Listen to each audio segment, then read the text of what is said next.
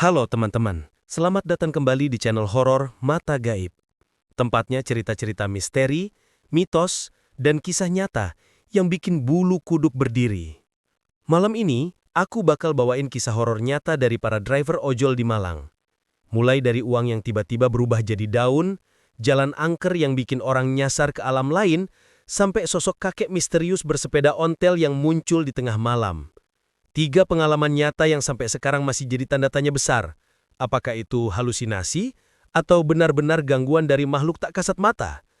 Siapkan nyali kalian, matikan lampu, dan jangan skip video ini sampai akhir karena ceritanya bakal bikin kalian merinding sepanjang malam. Jadi begini ceritanya. Malam itu, udara Malang terasa dingin menusuk. Jam di layar ponsel Fauzi menunjukkan pukul 12:30 dini hari. Jalanan sudah sepi. Hanya sesekali ada kendaraan melintas. Fauzi, seorang driver ojol berusia 32 tahun, masih tetap aktif menarik orderan. Baginya, malam hari justru lebih tenang. Biasanya, pelanggan yang pesan di jam segitu tidak terlalu banyak, tapi bayarannya lumayan. Saat itulah notifikasi GoFood masuk. Pesanannya sederhana, ayam bakar 1 porsi dengan sambal kecap. Lokasinya tidak terlalu jauh, di sebuah perumahan elit yang cukup terkenal di Malang. Tanpa pikir panjang, Fauzi terima order itu. Alhamdulillah, masih ada rezeki, gumamnya sambil tersenyum tipis. Ia berangkat menembus dinginnya malam. Sesekali, hawa angin menampar wajahnya, membuat matanya terasa pedih. Jalan menuju perumahannya itu sebenarnya cukup terang, tapi begitu masuk kawasan komplek, suasananya agak berbeda. Lampu jalanan beberapa ada yang mati, menyisakan bayangan panjang dari pepohonan yang tumbuh di pinggir jalan. Fauzi sempat merinding, tapi dia berusaha menepis perasaan aneh itu. Setelah beberapa menit, akhirnya sampai juga dia di alamat yang tertera. Rumah itu tampak besar, bercat putih kusam, dengan pagar besi setinggi dada orang dewasa. Di dalamnya ada halaman cukup luas. Dari luar, rumah itu terlihat seperti rumah biasa. Fauzi sempat melirik ke kanan-kiri, suasana perumahan sunyi sekali. Tidak ada tanda-tanda kehidupan, bahkan tidak terdengar suara televisi dari rumah-rumah sekitar. Tiba-tiba, pagar rumah itu bergeser. Seorang pria berusia sekitar 30-an keluar. Wajahnya datar, tanpa senyum, tanpa ekspresi. Dia hanya menatap Fauzi sekilas, lalu langsung mengulungkan tangan menerima plastik berisi ayam bakar. Gerakannya kaku, seolah-olah hanya melakukan rutinitas tanpa perasaan. 100.000, ucapnya singkat dengan suara berat, seperti orang yang jarang bicara. Fauzi mengangguk. Uang selembar 100.000 bergambar Soekarno-Hatta berpindah tangan. Fauzi tidak merasa curiga sedikit pun. Orangnya jelas terlihat, rumahnya juga nyata ada di depannya. Dengan santai ia masukkan uang itu ke dompet kulit coklatnya yang sudah agak lusuh. Setelah itu, ia segera pamit, menyalakan motor, dan melaju pelan keluar dari komplek. Namun, baru beberapa meter dari rumah itu, suara seseorang memanggilnya. "Mas! Mas!" teriak seorang pria dari arah pos satpam. Fauzi menoleh. Seorang satpam yang duduk di pos kecil tampak berdiri, melambaikan tangan menyuruhnya berhenti. Fauzi agak heran, tapi menuruti. Motor pun ia hentikan di dekat pos. "Mas, tadi habis dari mana?" tanya satpam itu dengan nada curiga. "Oh, habis ngantar pesanan GoFood, Pak. Itu rumahnya," jawab Fauzi sambil menunjuk ke arah rumah putih tempat ia barusan mengantar ayam bakar. Wajah satpam itu mendadak berubah. Alisnya berkerut, matanya melebar, seolah tak percaya dengan apa yang baru didengar. "Rumah mana, Mas? Itu rumah kosong. Sudah lama nggak ada orangnya." Dek, seketika jantung Fauzi berdetak lebih cepat. Ia menelan ludah, merasa aneh dengan ucapan satpam itu. "Loh, gimana, Pak? Tadi saya jelas-jelas ngantar ke rumah itu. Orangnya keluar sendiri kok. Saya lihat jelas. Dia ambil pesanan terus bayar tunai 100.000. Satpam itu menggeleng. Wajahnya semakin tegang. "Saya dari tadi duduk di sini, Mas. Saya nggak lihat siapa-siapa keluar dari rumah itu. Bahkan lampunya aja mati dari tadi." Fauzi terdiam. Kata-kata satpam itu membuat bulu kuduknya merimang. Tapi dalam hati, dia masih yakin dengan apa yang dia lihat. Untuk membuktikan, Fauzi buru-buru membuka dompetnya. "Nih, Pak, uangnya masih ada. 100.000 tunai, jelas orang itu yang ngasih ke saya," kata Fauzi sambil menarik selembar uang dari dalam dompet. Namun, Begitu uang itu keluar dari dompet, tubuhnya langsung kaku. Mata Fauzi membelalak, tak percaya dengan apa yang sedang digenggamnya. Bukan selembar uang yang ia lihat, melainkan sehelai daun kering berwarna coklat gelap. Daun itu tidak rapuh, bahkan terasa agak keras, seperti ada urat-urat menonjol di permukaannya. Tangan Fauzi bergetar hebat, nafasnya tersengal-sengal. Astaghfirullah, ini tadi uang, Pak. Sumpah demi Allah, tadi ini uang. Suaranya pecah, hampir menangis. Satpam itu menatap daun tersebut dengan wajah ngeri. Ia mundur selangkah, tubuhnya ikut merinding. Mas, mending Mas cepat pergi aja. Jangan lama-lama di sini. Itu rumah memang angker. Banyak kejadian aneh udah sering terjadi. Fauzi masih berdiri mematung. Otaknya berusaha mencerna apa yang sebenarnya terjadi. Ingatannya jelas sekali. Ada seorang pria keluar rumah, wajahnya tanpa ekspresi, mengambil pesanan, menyerahkan uang tunai. Semuanya nyata. Tidak mungkin ia berhalusinasi. Tapi fakta di tangannya sekarang, uang Ida sudah berubah jadi daun kering. Perasaan ngeri semakin menjadi-jadi. Rasanya seluruh tubuhnya dingin, tangannya basah oleh keringat, dan perutnya mual. Dengan tergesa, Fauzi memasukkan lagi daun itu ke dalam dompetnya. Ia tidak berani membuangnya, seolah benda itu adalah bukti nyata bahwa kejadian barusan benar-benar terjadi. Pak, beneran gak ada orang yang tinggal di situ? Tanya Fauzi dengan suara bergetar. Sudah lama kosong, Mas. Katanya dulu ada keluarga tinggal di situ, tapi pindah entah kemana. Sejak itu, sering ada yang lihat penampakan. Kadang ada orang yang datang, bilang ada penghuni, padahal sebenarnya kosong. Mas bukan orang pertama yang ngalami. Fauzi merasa darahnya seolah berhenti mengalir. Ingatannya terbayang lagi. Jelas wajah pria itu. Tatapannya hampa, suaranya berat, tubuhnya bergerak kaku. Semakin diingat, semakin terasa janggal. Tanpa berkata banyak lagi, Fauzi buru-buru menyalakan motor. Terima kasih, Pak. Ucapnya singkat dan segera tancap gas meninggalkan komplek itu. Sepanjang perjalanan pulang, pikirannya kalut. Jalanan yang sepi semakin menambah suasana mencekam. Lampu motor menembus kabut tipis malam itu, dan setiap bayangan pohon membuatnya was-was. Sesekali ia menengok kaca spion, takut kalau ada sosok yang tiba-tiba duduk di belakang. Saat akhirnya tiba di rumah, Fauzi langsung masuk kamar tanpa banyak bicara dengan istrinya. Ia duduk di tepi randang, membuka dompetnya lagi, memastikan apa yang ia lihat tadi. Dan benar, selembar daun kering itu masih ada di sana. Bentuknya tetap sama, warnanya coklat pekat, urat-uratnya jelas, bukan uang. Fauzi terdiam lama, hatinya berdebar, tangannya masih bergetar. Malam itu, ia benar-benar tidak bisa tidur.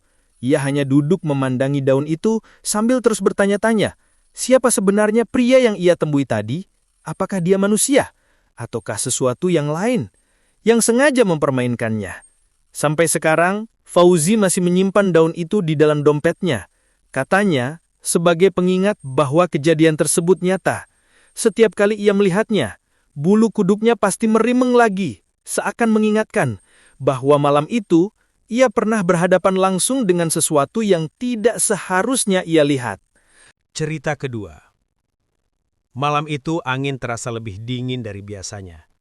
Jam di ponsel Ningsih menunjukkan pukul 7 malam lewat beberapa menit. Ia baru saja menurunkan penumpang di daerah Dengkol, sebuah kawasan yang agak jauh dari pusat kota. Jalanan di sekitar situ sudah mulai sepi, lampu-lampu rumah hanya sedikit yang menyala. Sisanya gelap gulita. Ningsih menarik nafas panjang, berusaha menenangkan diri. Dalam hati ia berpikir untuk segera pulang. Motor metiknya dinyalakan, helm dipasang erat. Seperti biasa ia membuka Google Maps untuk mencari rute tercepat kembali ke jalan raya. Aplikasi menunjukkan jalur yang tampak wajar, melewati gang 1, gang 2, lalu belok ke gang 3 sebelum keluar ke jalan besar. Ningsih menuruti petunjuk itu tanpa curiga. Awalnya jalan yang ia lewati masih terlihat normal. Gang pertama dan kedua dilewatinya dengan mudah. Di sekitar situ masih ada beberapa rumah, meski kebanyakan gelap. Tapi begitu ia masuk ke gang ketiga, suasana tiba-tiba berubah drastis. Jalannya makin sempit dan perlahan rumah-rumah hilang dari pandangan. Yang ada di depannya hanyalah jalan setapak yang diapit oleh rumpun bambu tinggi menjulang. Ranting-ranting bambu melengkung, saling bertautan di atas kepala, membentuk semacam terowongan alami. Di dalamnya gelap pekat, hanya diterangi oleh sorot lampu motor Ningsih. Suara gemerisik dedaunan terdengar jelas, bersamaan dengan gesekan batang bambu yang saling beradu tertiup angin. Bulu kuduk Ningsih meremang. Ia sempat berhenti sejenak memandangi layar ponselnya. Sinyal bar tiba-tiba hilang. Loh, kok hilang sinyalnya? Gumamnya panik. Ia mencoba memutar arah, tapi jalan di belakangnya entah bagaimana terlihat berbeda, seperti hanya jalan setapak yang sama gelapnya. Napasnya mulai tak beraturan. Ya Allah, aku nyasar kemana ini? Batinnya sambil menelan ludah. Mesin motor kembali dipacu, suara knalpot memecah keheningan. Ningsih berharap jalan itu segera berakhir dan membawanya ke jalan besar. Namun semakin jauh ia melaju, semakin terasa aneh. Jalan seolah tidak ada ujungnya. Pohon bambu yang melengkung itu seperti tidak pernah habis, seakan ia terus berputar di tempat yang sama. Udara semakin dingin menusuk. Jari-jari tangannya yang menggenggam setang motor ikut bergetar. Perasaan takut makin menumpuk, apalagi ketika telinganya mendengar suara-suara samar. Seperti ada orang yang berbisik di antara gelapnya rumpun bambu. Ningsih menoleh sekilas ke kiri, lalu ke kanan. Tidak ada siapa-siapa, hanya bayangan bambu yang bergoyang. Motor terus melaju. Ningsih mulai kehilangan orientasi. Rasanya ia sudah menempuh jarak hampir 5 km tapi tidak ada tanda-tanda kehidupan. Tidak ada lampu, tidak ada suara kendaraan lain. Hanya dirinya seorang diri di dalam lorong bambu yang semakin mencekam. Tiba-tiba, sorot lampu motornya menangkap sesuatu. Di ujung jalan, samar-samar terlihat sosok hitam besar berdiri membelakangi. Bentuknya tak jelas, hanya bayangannya yang tampak tegap dengan tubuh tinggi menjulang. Napas Ningsih tercekat, tubuhnya kaku. Tangannya spontan menarik rem, motor berhenti mendadak. Ya Allah, suaranya bergetar, hampir tak keluar. Sosok itu tidak bergerak, hanya berdiri tegak di tengah jalan. Cahaya lampu motor menyinari sebagian punggungnya tapi wajahnya tidak terlihat. Ningsih menelan ludah berkali-kali. Keringat dingin bercucuran meski udara begitu menusuk. Detik-detik terasa lambat. Dadanya berdegup kencang seolah mau pecah. Ningsih ingin putar balik tapi entah kenapa tubuhnya tidak bisa digerakkan. Tangannya gemetar, kakinya lemas. Bahkan untuk sekedar memutar setang motor pun ia tak sanggup. Sosok itu perlahan mulai bergerak. Pelan sekali, tapi jelas menuju ke arah Ningsih. Saking takutnya tubuhnya bereaksi di luar kendali. Ia merasakan pipis mengalir membasahi celana. Perasaan malu bercampur dengan teror. Air mata mulai menetes tanpa ia sadari. Dalam kepanikan itu pandangannya tiba-tiba gelap.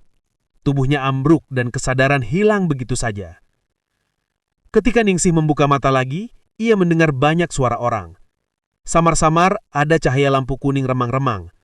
Tubuhnya terasa berat, tapi ia menyadari bahwa ia tidak lagi berada di terowongan bambu. Ia terbaring di lantai rumah sederhana dengan sekitar 20 orang warga mengelilinginya. Alhamdulillah, sadar juga Bu. Tadi Ibu pingsan di jalan, dekat hutan. Untung ada beberapa orang yang lihat, jadi bisa nolong. Ujar seorang perempuan paruh baya sambil menepuk pelan bahunya. Ningsih kebingungan. Saya di mana ini Bu? Tanyanya dengan suara serak. Ini di rumah saya. Tadi ada yang nemuin Ibu jatuh di jalan. Dekat hutan. Untung ada beberapa orang yang lihat. Jadi bisa nolong. Jawab perempuan itu. Ningsih terdiam, matanya berkaca-kaca. Ia mencoba mengingat lagi apa yang terjadi. Ingatannya masih jelas. Jalan bambu, suara bisikan, bayangan hitam besar. Ia menunduk, tubuhnya bergetar lagi hanya dengan membayangkannya. Salah seorang bapak tua di antara warga angkat bicara. Ibu masuk ke jalan yang gak seharusnya. Itu jalan angker. Sering bikin orang nyasar. Sudah banyak yang ngalami. Bukan cuma Ibu. Ucapan itu membuat Ningsih semakin ngeri. Warga lain menambahkan, jalan yang ia masuki memang terkenal sebagai jalan gaib. Konon, orang yang melewatinya akan dibawa berputar-putar di dunia lain. Bertemu dengan makhluk yang tidak semestinya. Ada yang selamat, ada juga yang tidak pernah kembali. Tubuh Ningsih kembali bergetar hebat. Ia merasa beruntung bisa diselamatkan. Tapi rasa takutnya begitu dalam. Malam itu menjadi pengalaman yang tak akan pernah ia lupakan. Setelah cukup pulih, ia diantar warga pulang ke rumahnya. Namun sepanjang perjalanan, pikirannya kacau. Rasa takut terus menghantui. Setiap melihat bayangan pohon, setiap mendengar suara angin, ia teringat kembali pada lorong bambu dan sosok hitam itu. Sejak kejadian malam itu, Ningsih memutuskan untuk tidak lagi menerima orderan di atas jam 7 malam. Selain rawan ketemu begal, rawan juga ketemu setan, katanya sambil berusaha mempertawakan dirinya sendiri, meski dalam hatinya masih dihantui rasa trauma. Bagi orang lain, mungkin pengalaman itu hanya cerita horor biasa. Tapi bagi Ningsih, malam di Dengkol itu adalah kenyataan pahit, bahwa ada tempat-tempat yang seharusnya ia tidak lewati, dan ada hal-hal yang tidak seharusnya ia temui. Cerita terakhir. Malam itu udara Malang terasa lebih dingin dari biasanya. Jam di ponsel menunjukkan pukul 9 malam lewat beberapa menit. Retno, seorang driver ojol perempuan sekaligus sahabat Ningsih, baru saja menurunkan penumpang di sebuah daerah yang cukup jauh dari jalan raya. Saat itu, ia merasa lega karena penumpang terakhir sudah selesai diantar, tinggal mencari jalan pulang. Namun seperti biasa, ia mengandalkan Google Maps untuk menunjukkan rute tercepat. Awalnya, semuanya tampak biasa saja, jalan kecil, rumah-rumah sederhana yang sesekali masih menyalakan lampu teras, dan suara jangkrik yang bersahutan. Tapi, beberapa menit kemudian, maps di ponselnya mulai bertingkah. Panah arah yang biasanya stabil mendadak berputar-putar tanpa jelas. Kadang menunjukkan belok kiri, kadang kanan, lalu kembali ke posisi semula. Retno mulai kesal. Ya Allah, kok error pas gini sih? Gumamnya sambil menghentikan motor sejenak. Ia mencoba refresh aplikasi, tapi sinyal lemah, peta jadi buram, bahkan kadang hilang sama sekali. Retno menghela napas panjang, mencoba tetap tenang. Ia pikir, paling sebentar lagi normal. Tapi semakin ia ikuti jalur itu, semakin aneh rasanya. Jalan yang ia lewati, seolah berputar-putar di tempat yang sama. Ia melewati sebuah pohon besar dengan akar menjuntai, lalu beberapa menit kemudian, pohon itu muncul lagi di depan matanya. Awalnya, ia pikir hanya mirip, tapi setelah ketiga kalinya pohon itu muncul, Retno sadar kalau ia benar-benar berputar. Degup jantungnya mulai lebih cepat. Jalan yang tadi tampak wajar, kini terasa menyeramkan. Lampu motor satu-satunya penerangan di tengah gelap, dan setiap sorotnya hanya menampilkan jalan sempit yang seolah tak berujung. Tidak ada orang lewat, tidak ada kendaraan lain, bahkan suara anjing pun tak terdengar. Sunyi. Ya Allah, aku nyasar di mana ini? Batinnya gemetar. Retno mulai panik. Ia mencoba menoleh ke belakang, berharap ada tanda kehidupan. Tapi hanya kegelapan pekat. Nafasnya semakin berat, tangan yang menggenggam stang motor terasa dingin dan basah oleh keringat. Hatinya berdoa, semoga segera ketemu jalan keluar. Tiba-tiba, di tengah keheningan itu, terdengar suara kretek-kretek, suara rantai sepeda tua yang khas. Dari kejauhan, muncul cahaya samar, lalu perlahan tampak seorang kakek tua, sedang mengayuh sepeda ontel. Rambutnya putih, tubuhnya kurus, pakaian yang ia kenakan sederhana, seperti baju lurik, usang yang biasa dipakai orang desa. Suara sepeda itu terdengar semakin jelas seiring ia mendekat. Retno terkejut, sekaligus lega. Alhamdulillah, ada orang juga akhirnya. Gumamnya, ia menghentikan motornya, menunggu kakek itu lewat. Begitu kakek itu sampai di dekatnya, ia mengangkat wajah dan menatap Retno dengan sorot mata tajam, namun teduh. Suaranya berat, serak, seolah keluar dari kerongkongan yang sudah rentah. "Duk, jangan lewat sana. Jalannya buntu. Lewat sini aja," katanya sambil menunjuk ke arah jalan kecil di sisi kanan, yang gelapnya lebih pekat.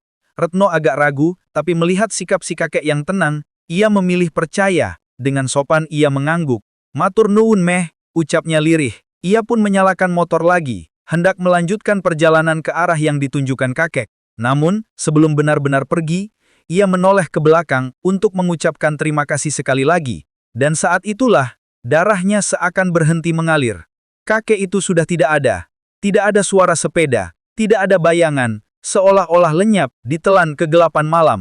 Padahal baru saja berdiri di sana, Retno membelalakkan mata, mulutnya ternganga tanpa sadar. "Ya Allah, tadi jelas-jelas ada orangnya," bisiknya dengan suara bergetar. Rasa dingin menjalar dari tengkuk hingga ke seluruh tubuh. Tangannya gemetar saat menggenggam stang motor, jari-jarinya seperti kehilangan tenaga. Dadanya berdegup keras, hampir tak mampu bernapas normal. Tanpa pikir panjang lagi, ia segera memutar gas, melaju ke arah yang ditunjukkan kakek misterius itu. Jalan yang ia lewati tampak asing, lebih sempit, lebih gelap. Sorot lampu motor hanya mampu menerangi beberapa meter di depan. Di sisi kiri kanan, hutan kecil dengan pepohonan tinggi menjulang menambah suasana menyeramkan. Sesekali terdengar suara burung malam, membuatnya semakin ingin cepat keluar. Beberapa menit kemudian, cahaya lampu dari kejauhan mulai terlihat. Retno hampir menangis lega ketika menyadari bahwa itu adalah jalan raya.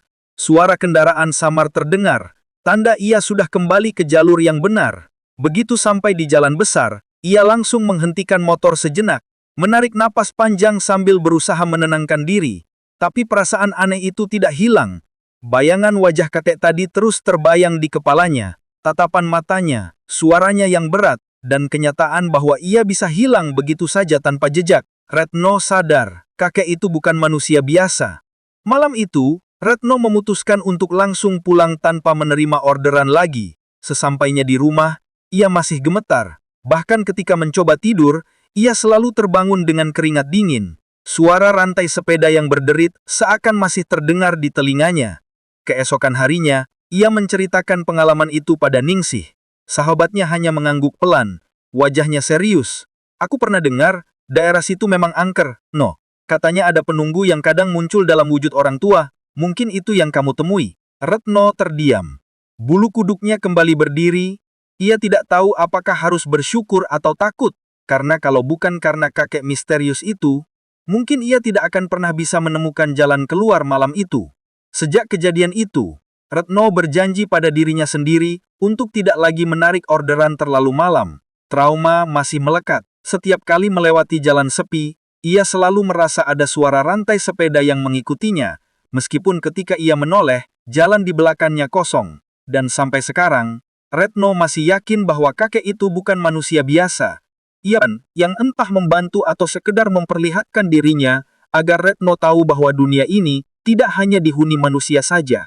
Itu tadi 3 kisah horor nyata driver ojol di Malang. Uang yang berubah jadi daun, terowongan bambu yang menyesatkan, dan kakek misterius bersepeda ontel. Sampai sekarang, banyak orang percaya bahwa cerita-cerita ini bukan sekadar kebetulan, tapi memang ada kekuatan gaib yang menjaga atau menakut-nakuti di tempat-tempat tertentu. Kalau kalian pernah ngalamin pengalaman mistis saat di jalan atau pas kerja malam, coba tulis di kolom komentar. Siapa tahu cerita kalian bisa aku bawain di video berikutnya. Jangan lupa like, share, dan subscribe supaya kalian gak ketinggalan kisah horor nyata lainnya. Terima kasih sudah menonton, sampai jumpa di cerita berikutnya. Dan ingat, hati-hati kalau berkendara malam, karena kita nggak pernah tahu siapa sebenarnya yang menunggu di jalan.